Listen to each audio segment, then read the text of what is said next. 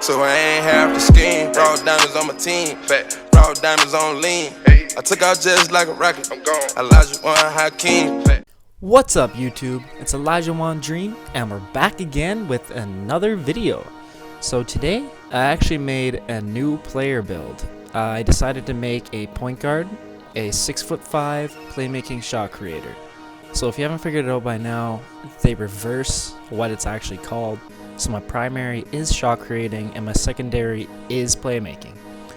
Now I debated between this and the Playmaking Sharpshooter because I wanted to build to be able to dribble and shoot, but I also wanted to be able to do a little bit of everything at the same time. Now a lot of you guys are probably saying, why didn't you go shooting guard? You get better badges, that kind of stuff like that. Well, you do, but you don't. For me, I want my gold passing badges, so I want that gold dimer, flashy passer, that kind of stuff like that, and you're a little bit faster, you get a little bit more ball control on the point guard, and I want that. That's what I wanted. I want to be able to dribble, shoot, pass, dunk.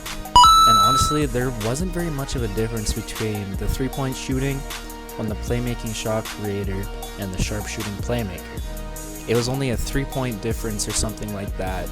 Oh no, this is horrible! So my open 3 ball maxed out is an 80. I went 1 or 2 ticks away from minimum wingspan. I can't remember exactly which one it was, but I think it was 2 ticks away because I wanted that 83 ball, certain amount of steals, that kind of stuff like that. And it didn't hurt shooting too much, but you still have a little bit of length and you're not completely dino-armed. But you still have lots of room. Like, you're still going to miss some steals, you're not going to get as many rebounds, that kind of stuff like that. But I was actually pleasantly surprised with how well this build can play defense. As you see here, I was guarding a pure sharpshooter.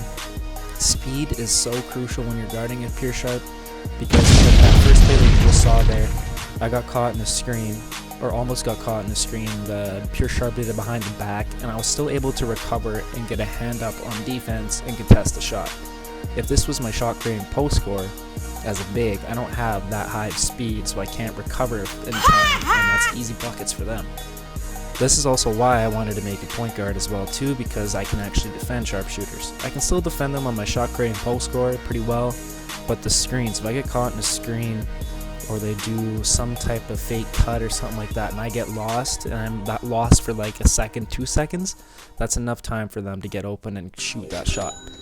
But if you have high speed, you got enough time to go back and recover and get a hand up and contest a shot.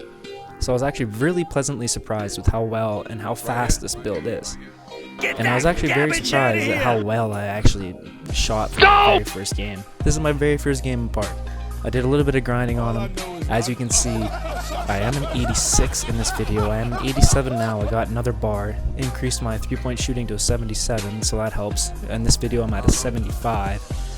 And I believe the only badges I have were like catch and shoot, silver difficult shots, I think I had corner specialist, and I might have had one more badge, but I was pretty much badgeless. But these two guys weren't, like, the people on the other team weren't very good at all, as you can see from the records before, like absolute trash. And I know my record is terrible. I know you guys can comment that, I know you're going to comment, dude, your record. But I don't care. I simply do not care about the record. It's not the end of the day if you take a loss in a video game. Like, who cares, really? Move on. Go play the next game. And plus, if you want to get more park rep, you're going to get more park rep by playing the good players. And like, I know I can play with them. I know I can hang with them. I just run with randoms and try to get as many games in as possible. I hate waiting around for games. It drives me nuts. It's such a waste of time.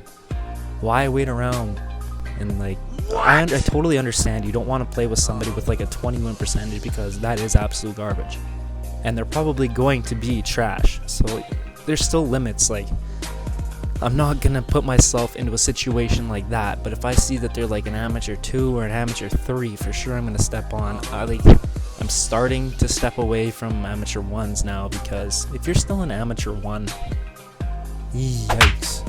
I mean, if you only got like 50 games played in the park or something like that, I mean, I guess so. I understand that you don't play a lot of park, but still, you got to get that amateur 1 out of your name. It's been over a month since release. If you come into the park with an amateur 1 in like January, February, March, even next month, nobody's going to want to play with you except for other amateur ones. You guys are going to have a hard time getting W's like that. So I'd highly recommend teaming up with 2 IRL friends or something like that. So actually, part of the reason I made new build was because some of my IRL friends, they made new builds as well. And one of them is in this video. He's the brown shirt on my team, the 64 overall. He made a 2-way post score, 7'1". That is Jib 2323, as you can see.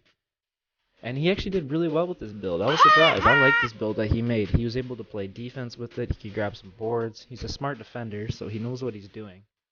And he made the 64 work. If you're smart enough, you can make a big man with a very low overall work in the park. But do not bring a guard that is 60-something into the park. You're going to get absolutely roasted. Beyond roasted. Like, you should just delete that player or don't even play that player. You got to wait until you're at least probably like a 75 till you can get a custom jumper so you know that you're going to be wet from wherever you shoot. It's very crucial. But with a big man, you can get away with it because you're tall. You can get rebounds. You're still going to be able to finish, and people are going to be very horny to block you. So just throw up a couple pump fakes, and they'll jump like crazy, and you'll be able to get an easy bucket or draw a foul. Or you're going to get double teamed because people want to block you so badly that you can just kick it out to an open shooter like me or the other guy on my team, and it's easy buckets.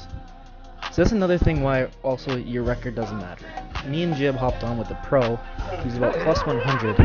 This dude shot, I swear, like 2 for 6, 2 for 7 or something like that. Like, he was not good. He was taking terrible shots. At the start of the game, he took a shot over 3 people. I was wide open in the corner. Jib was open on the top of the 3. I mean, he's not going to pass it to Jib. He's a 64. But I'm in the corner, wide open for a 3. You got to hit me off that. You're telling me you're plus 100 with a pro rep, and you're taking a shot over their whole team. This is why your record doesn't matter.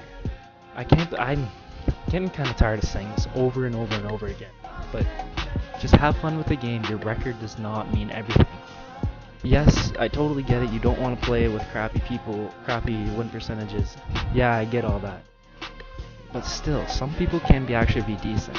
I would rather have the record that I have right now and actually be good at the game and actually be able to play and hang with a lot of higher reps than have a record like this dude with the pro, or in my video NBA 2K19 why your record doesn't mean you're good.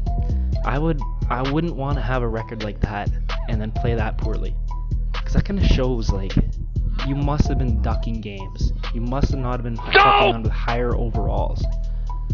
So I think the only reason that this guy stepped on with us was because he saw that me, I'm an amateur 3 still. So he's like, alright, this guy must be able to play. And this is my first part game with this build, and I dropped 13 points on 6 of 9 shooting.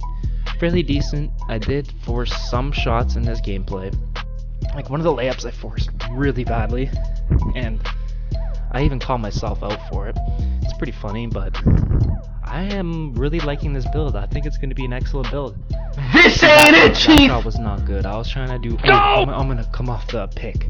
The one thing that I say I hate doing, but I had to try it because this is my build, and I was trying to get difficult shots. Oh, hell no! Jib's taking it off of the 64 contested. Like, it's alright, though. We got to try something. And honestly, the AI was a lot better than those 2 other user players. Like, how are you a pure sharp and you're taking shots like that and you can't hit anything like that? You gotta quit the game against somebody's first game with their new build. Finally! Like, and finally, exactly, finally this pure playmaker hits a 3-point shot. I was losing my mind. He was taking the world's worst shots. Like, you couldn't have... I couldn't believe how bad of shots he was taking. But I mean, at the same time, we all do take bad shots, and you just gotta play through it, get over it, and green the bean for the game-winning 3. Yes, sir. I'm really liking this build. If you guys want to see more of this build, definitely let me know. But I still will be grinding my shot creating post score. I know some dribble moves. I know a little bit advanced dribble moves. I don't do dribble moves like Cole the Man, Steezo, any of those type of dudes. I don't do the momentum, spin, that kind of stuff like that. I like Jamal Crawford type moves. You still create space, you can combo them, it looks nice, gets you what you need. So I can show you guys how to do that if you like. But anyway, if you enjoyed the gameplay, please drop a like and subscribe, and I hope you all have a good day, folks.